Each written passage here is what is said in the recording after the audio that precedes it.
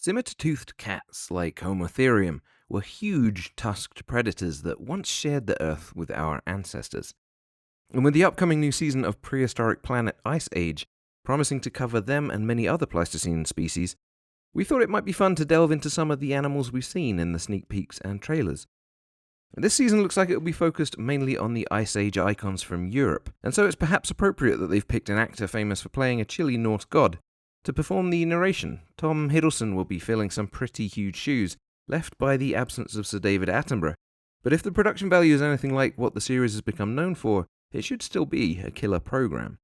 So in preparation, and as an homage to some of the most inspiring productions for all paleo nerds of the last decades, here's our look at some of its prospects, starting today with the scimitar cats. And we'll focus particularly on the figurehead of the tribe, Homotherium. And we'll end this one with a surprising revelation about what the ancestors of our modern house cats might have been up to when they were enormous. To begin with, what is the difference between a sabre-toothed cat and a scimitar-toothed cat? To get into the nitty-gritty of sabre-tooth versus scimitar-tooth, we can look to swords. The general consensus among sword fans unfortunately appears to be that the words scimitar and sabre are both very weak and general terms for types of swords that can have a lot of overlap.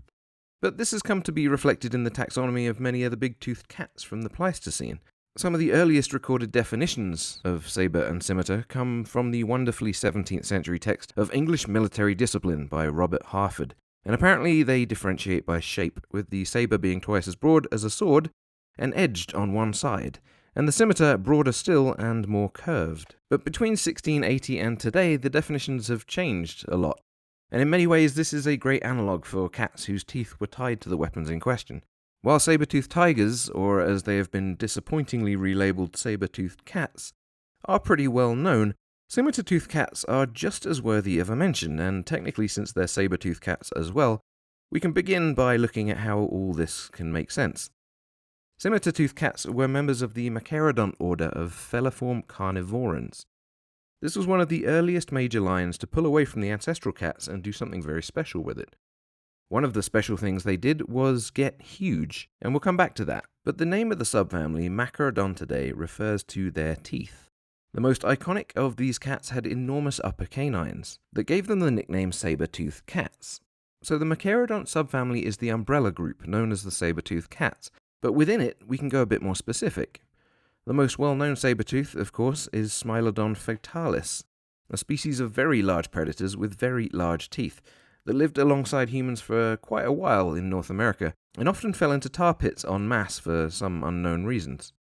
And this is the main reason we know so much about them, as Smilodon fatalis was not all that widespread and was only one of the latest in a long line of Machaerodonts. With the rest of its genus and a couple of others, it was a member of its own tribe, Smilodontini, or the true saber-tooths. Saber-toothed cats are said to have had dirk teeth, extremely elongated, narrow, and supported by a weird bony lower jaw flange. These were specialized particularly for piercing the throats of giant camels, which were of course prevalent and one of the major sources of food for Smilodon during its reign in North America. Next to this tribe, though, there were two others, and these had different teeth. Metailerini had stockier, shorter canines, and Homotherini had teeth that were much wider and curved backwards towards the animal. This last lot, then, the Homotherini, are known as the scimitar-toothed cats. The taxonomy of all these scary predators is still in a bit of a state of flux, primarily because it's really, really hard to figure out such details from such small bits of fossils from ages ago. But as it stands from about 2020, all three tribes are still grouped under the saber-tooth umbrella of Machaerodontinae. But this entire subfamily would eventually go extinct, and it would not give rise to any of the modern cat subfamilies around us today. Felinae and Pantherinae, for example, which contain the small and big cats respectively. And as we'll talk about at the end, there are some suggestions that both of these subfamilies had some pretty scary ancestors around at that time too.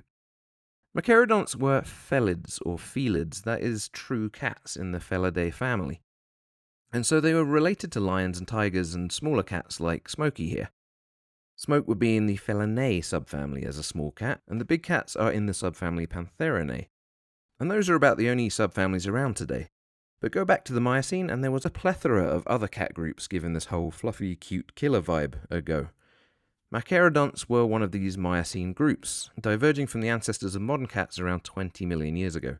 In fact, this was the earliest diverging group of felids, and they took off to fill multiple niches of predators, from the lynx-sized to the absolutely monstrous. This group of cats was immensely successful during the late Miocene onwards, having originated somewhere in Eurasia during the Middle Miocene and spreading to every continent on the planet except for Australia and Antarctica by their peak.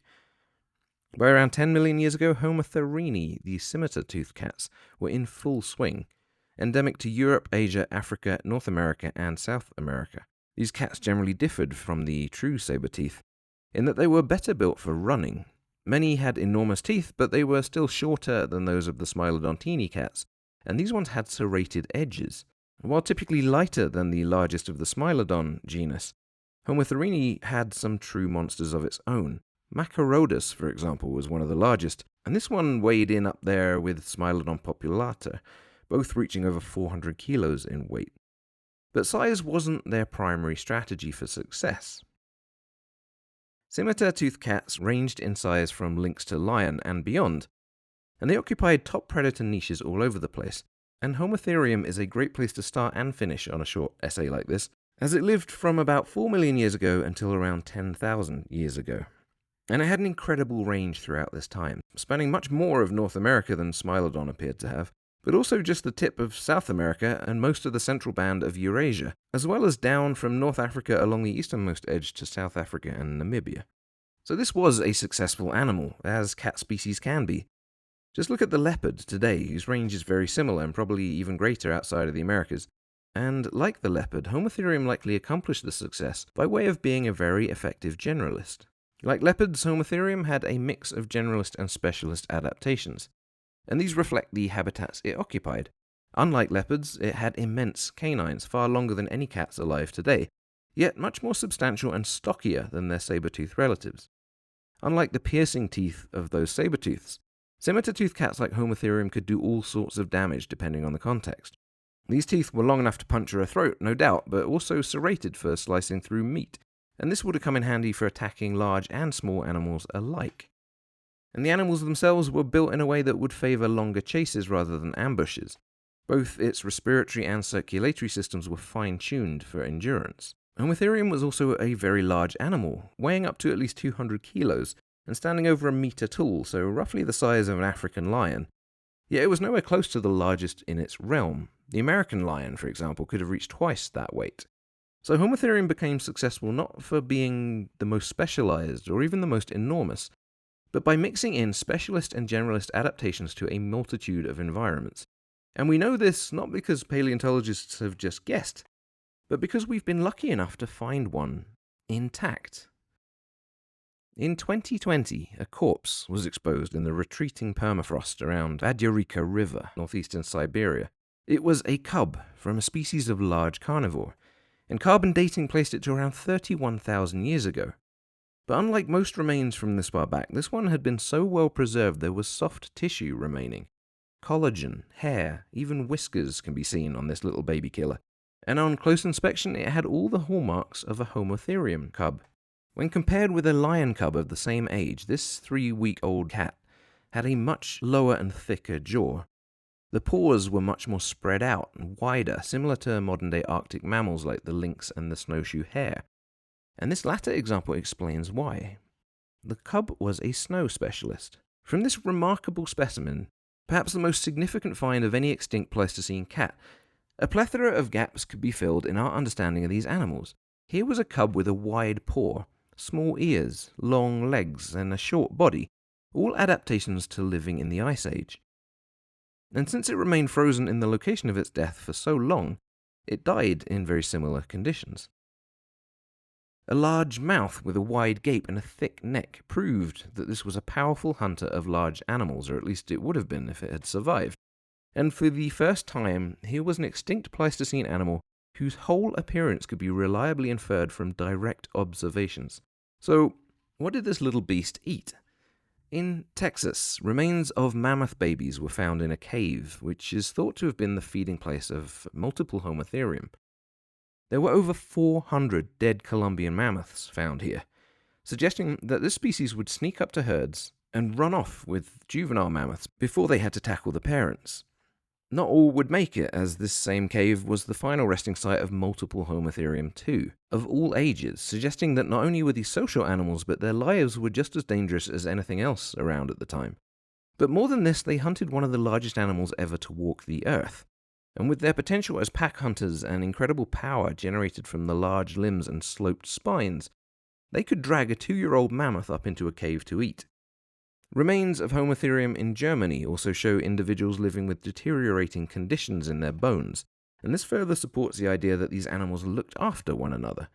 So we know they likely worked together to bring down large mammals from North America across Asia and well into Africa. And this diet would have been similar elsewhere, all the way up to the late Pleistocene, when prey animals suddenly declined substantially. Remember, by 30 or so thousand years ago, Neanderthals had still been in Europe for hundreds of thousands of years. But towards the late Pleistocene, the arrival of our species, Homo sapiens, coincided with an eradication of around 80% of anything weighing over a ton, worldwide. In the Americas, this number reached 100%, including 83% of all mammals over 40 kilograms. The latest Homotherium remains date to around 12,500 years ago from Alberta, Canada, after which it was likely that humans had simply destroyed all the prey populations for the genus. So for a brief time, our ancestors lived alongside this incredible line of cats, and there's no doubt that some of them would have been killed by one, on occasion. But as we mentioned, the Homotherium tribe, along with the entire Machaerodont subfamily, disappeared during the late Pleistocene extinction. And while what we're left with might seem familiar and modern, it's important to remember that these too are Pleistocene predators, and we mustn't take that for granted. As promised, we're about to finish with a surprising look at some of our modern cat lineages, but it's reached that point in the video where we want to say thanks for watching, and to usher you gently towards the like button if you've enjoyed it so far, and please consider subscribing so we can get the next one to you as well. Homotherium was one of the last Machaerodonts to walk the planet, and it did so with all the grandeur of the scimitar-toothed cat tribe. But the sabre-toothed subfamily wasn't the only killer in town, even among the cats. Around 12 million years ago, not all that long after the Machaerodonts showed up, a group of cats branched off from the remaining clade of cats to separate into ones that could roar and ones that could playfully bat at the toggles of your shorts while you're trying to write a YouTube script. These were the big cats Pantherinae and the small cats Felinae. And so, throughout the vast majority of the history of the saber-toothed subfamily, our modern cats were also there. Some, including the small toggle batters, grew to enormous sizes. The giant cheetah reached over 120 kilograms in weight, and some even suggest that the third tribe of saber-toothed cats that we mentioned, the Metallorini, could be reclassified as members of the Pantherinae family, which would mean that even our big cats have some saber teeth in their ancestry. Regardless, while there are so many predators that we can now only witness using the captivating CGI of Prehistoric Planet, there are still many such beasts around us today, and we should therefore not make the same mistake as our Pleistocene ancestors did, and start taking better care of them. And that's all for this video. Thanks again for watching, and we'll see you for the next one.